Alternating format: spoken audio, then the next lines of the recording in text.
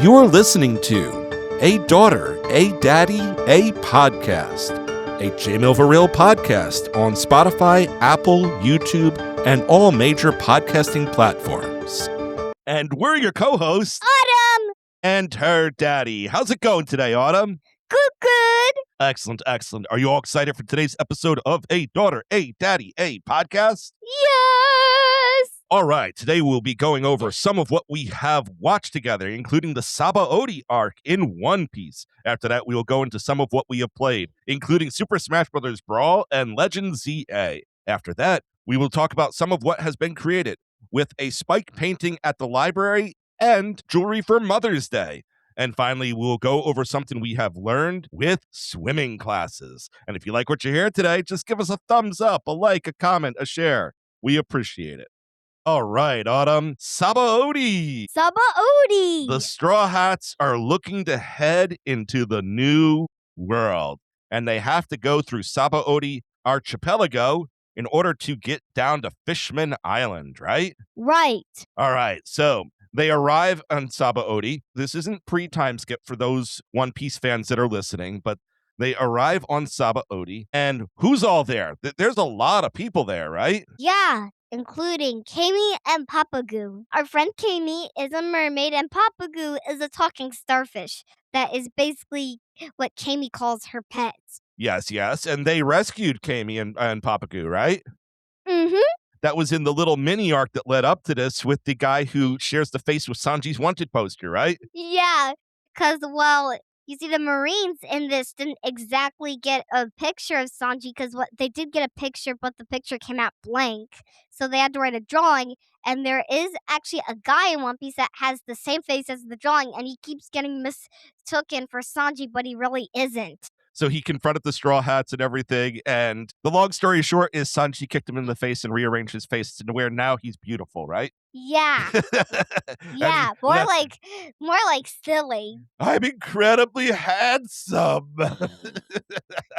But we're focusing a little too much on the mini arc. When they get to Sabaody, they arrive with Kami and Papagoo and also Hachi, right?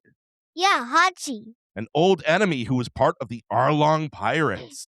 Yeah. And now he's a friend? Yeah, he's Kami and Papagoo's friend. Yes. As a matter of fact, Kami works for him, right? Mm-hmm. Sells fried octopus. Mm-hmm. Yeah. But without going too much into that, there's more people on the island. The whole worst generation, besides Blackbeard, is on Sabaody at the same time. Who are some of your favorite members of the worst generation, besides Luffy and Zoro? The worst generation is the upcoming younger generation of pirate captains that are basically ruthless and really powerful. Who are some of your favorites, Autumn? Probably Luffy because he's silly. Besides Luffy and Zoro? Jory Bonnet. She has pink hair. She has pink hair. You remember what her power is? She could change people's ages, basically. She could change people's ages, make them younger or older? Yes. That's pretty cool. And also, she's pretty gluttonous like Luffy is. She's very gluttonous. Her power, I guess, requires a lot of food, right? Yeah. Though with Luffy, his eating has nothing to do with his power. Luffy is just gluttonous. Well, I mean, Luffy also is a rubber man, so his stomach, I guess, would stretch and expand. He has no concept of how full it is, right? Yeah, so I guess you could say it's a part of his power. Yep. Do you have another favorite besides Jewelry Bonnet? Straw Hat Luffy. Oh, okay. Silly. I remember you laughing a lot when Satchman Apu came on the screen. I thought you thought it was funny when making musical instruments out of his body. No, Luffy's funnier than him. Well, was there anyone you didn't like out of the worst generation? No, not really. It's mainly I didn't care. Well, like with the exception of Luffy, Zoro, and Blackbeard, right? Yeah. They're all very memorable in their own ways. Yeah. But this isn't the arc we talk about Blackbeard. Blackbeard will be talked about the next time we talk about One Piece, right? Right. And there are plenty of other people on the islands. Right now, there is maximum security going on Sabaody. So Sentomaru and the admirals have a close eye on the island, which makes things very interesting. Right. So what happens when the Straw Hats land on Sabaody? Kami gets kidnapped. Oh. So she gets kidnapped by who? Yeah, slave traders because there's a slave auction. And also, this is also the first time we see the Celestial Dragons as villains. Oh, you want to tell us a little bit about the Celestial Dragons? Because they play a huge role in this arc. They're the ones with the big helmets, the boogers, and the big hairdos. Yeah, no, and they're kind of all mean. Yeah. We see a family throughout it, and the Straw Hats don't take well to people who just look down on everyone else. Mhm. So, what do the Straw Hats do when they confront the Celestial Dragons at the slave auction? They fight them. In fact, Luffy actually punches one out. Well, it's not just one, it's all three. The Straw Hats take out all three Celestial Dragons, right? Yeah. And they seize the slave trade auction house, right? Yeah. And there was a powerful ally behind stage at the auction house. Rayleigh. The Dark Lord Rayleigh. Yes, and who was he? Yeah, he was the first mate of Gold Roger, the king of the pirates. Yes, he was. And he actually helps fight alongside the Straw Hats in that scene, doesn't he? Mhm. And there's two members of the Worst Generation that fight alongside the Straw Hats in that scene too, right? Captain Kidd and Trafalgar Law. Yep. So the three of them all get tangled up, and the Marines all get called in, and we see our first appearance of one of our next admiral. Which admiral shows up on the scene? Kizaru. Yeah, no, Kizaru. He is definitely a problem. And also Sentomaru. Oh, yeah, no, Sentomaru and the Pacifistas, right? Mhm. Can I tell you something funny that happened with those two?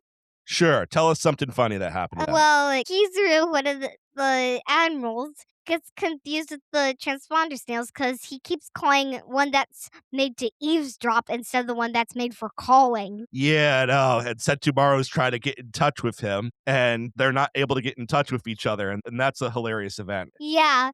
And then, Sentomaru is like, I told you, the black transponder snails for eavesdropping. Yep. So the big battle ensues. Sentomaru is bringing in all the giant robot fighting machines and Pacifistas. pacifistas. Yep. And he's fighting with hockey. Talk to us a little bit about hockey. Basically, it's kind of like a power or something in this. Yeah. Observation hockey is the ability to see a little bit in the future and also to observe things from a far distance. Armament hockey allows you to hit in substantial things and allows you to defend against attacks. And Conqueror's hockey will go more into when we cover Marine for it. Okay. Mhm. And what is starting to happen with the Straw Hats as more and more powerful enemies arrive to the scene? They start losing for the Ye- first time. Yeah, it's looking a little hopeless, right? Yeah. The Dark Lord Rayleigh is doing his best job to hold back Kizaru. And the big three, Sanji, Zoro, and Luffy are able to take down a pacifista, but they're not able to take down enough. And then something terrible happens. A warlord joins the fray. Yeah. Who was that warlord? Bartholomew Kuma that got mentioned in the Thriller Bark arc. Yeah. And what does Bartholomew Kuma do? He basically transports all the Straw Hats into different places where they can get stronger. Yeah, it's funny because that sounds like it's a good thing. But at the point in time when it was happening, he was hitting Straw Hats and they were disappearing. Luffy thought that they were dead at first. Yeah, they thought that Bartholomew Kuma was just wiping them out in one hit, one after another, right? Yeah. It was kind of rough to watch for them, but he was actually transporting them away safely because we find out Bartholomew Kuma, in addition to being a warlord, has connections to Luffy's father, Dragon of the Revolutionary Army, right? Right. So he looks out for the Straw Hats. We're not going to go too much into all this, but where do they each end up? Luffy ends up on Amazon Lily. And meets Boa Hancock, right? Boa Hancock. Yep.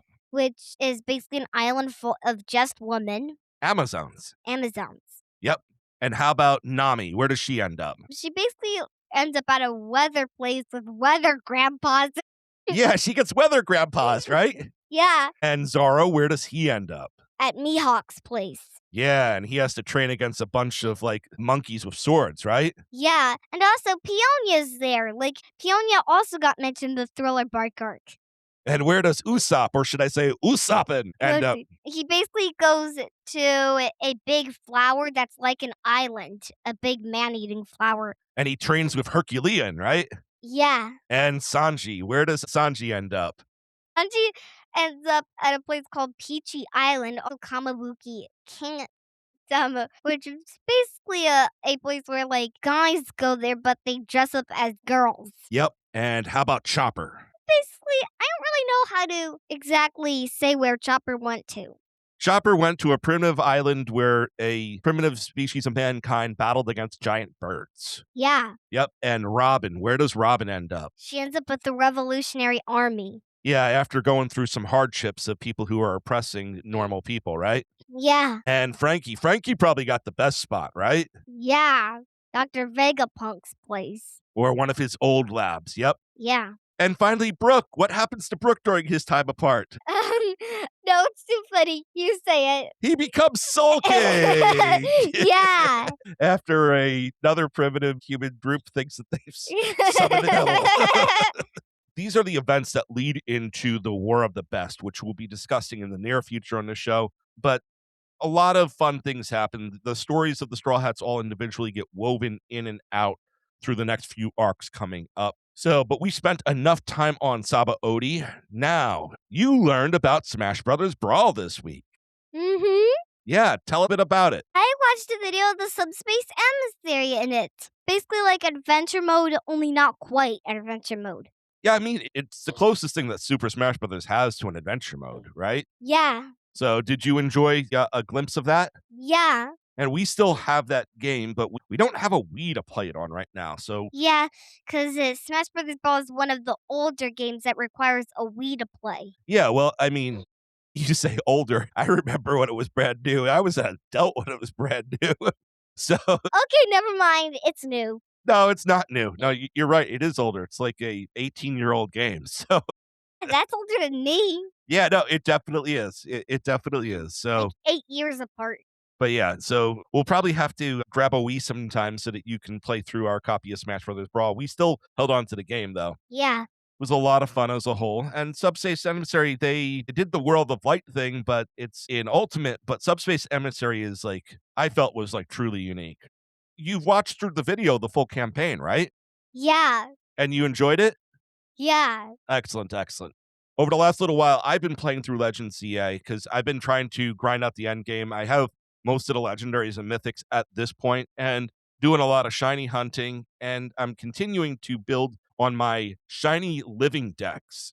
Finally got down to where I only need 250 shinies left. That's period. That's all of the gender differences with the Pokemon, all the different versions and everything. I'm getting much closer to that and using Legends ZA to fill out as much of that as possible. But that's where my play it journey has been recently. I haven't brought it up much in previous episodes because it just feels like there was no milestone I achieved. It's just a bunch of grinding post game. But now with all of the legendaries and mythics, yeah, I know I took a while and now down below 250 shinies left needed for my shiny living decks. I feel those are appropriate milestones to talk about it. Sounds cool? Yeah. All right, all right. And if you're still around and listening to us, why not click on that subscribe button? You know, it's right there, and you clearly are enjoying what you're hearing so far. All right, Autumn, you had another library event recently, didn't you? Yeah. Tell us about it. We had to make a painting of a dinosaur. Yes, you did, but you didn't do a dinosaur, did you? Yeah, I did Spike from My Little Pony, which is a dragon without wings. I see the painting right behind you right now. Yeah. It's very cool, very cool. We'll get a picture of that up with the show. So, but yeah, and he's holding something. He's holding, is that a donut? Yeah, a jewelry donut. Oh. Because in Spike's world, all dragons eat gemstones. Tell us about Spike. Why do you like Spike so much? He's a cute little baby dragon, as Fluttershy says. Yep. The picture that was pre-drawn that you had to paint also kind of looked like Spike at the beginning too, right? Yeah. So we'll definitely get at that up. And you also made some jewelry for Mother's Day for Mommy and Nana, didn't you? Yeah. Tell us about it. I made necklaces that had lockets on them. Necklaces that had lockets on them. How many lockets on each one? One on each necklace. One locket. And you put some nice designs and everything on the necklaces too, right? Mm-hmm. Excellent, excellent. And did you make anything else as far as Mother's Day stuff went? Cards. Okay, very cool, very cool. You've been very busy creatively recently, yes? Yes. So, library events are always fun, aren't they? Mm-hmm. Our library is very good as a whole, and they have a lot of great things for the community and the kids in the community. So, big shout out to our local library. You should get involved with your local library too. Yeah. Lots of fun programs. There might be stuff you didn't even know existed.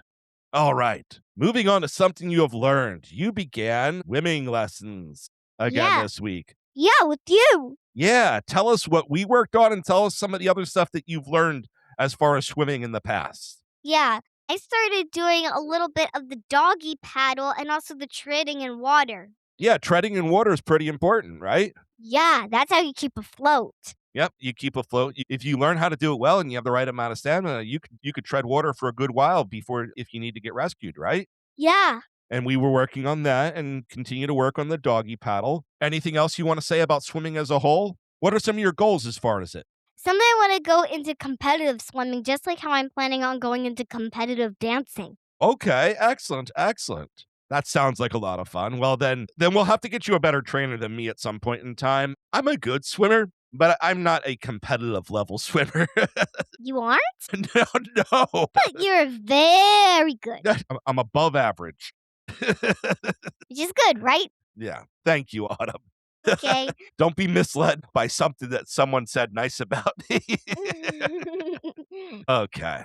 So we're going to continue doing that every week, right? Mm-hmm. And we'll get you to a point where eventually I could pass you off to a competitive instructor. Sound good? Sound good. Excellent. Excellent. All right. Anything else you want to talk about before we close today out? No, not really. All right. So once again, we talked about some of what we watched with the One Piece Sabaody arc. Then we went into some of what we had played with Legend ZA and Smash Brothers Brawl. Next, we went into some of what was created with Mother's Day necklaces and a painting of Spike. And finally, we talked about something that was learned with swimming classes. Autumn, close us out. This is a daughter and daddy podcast signing out. Bye! Bye.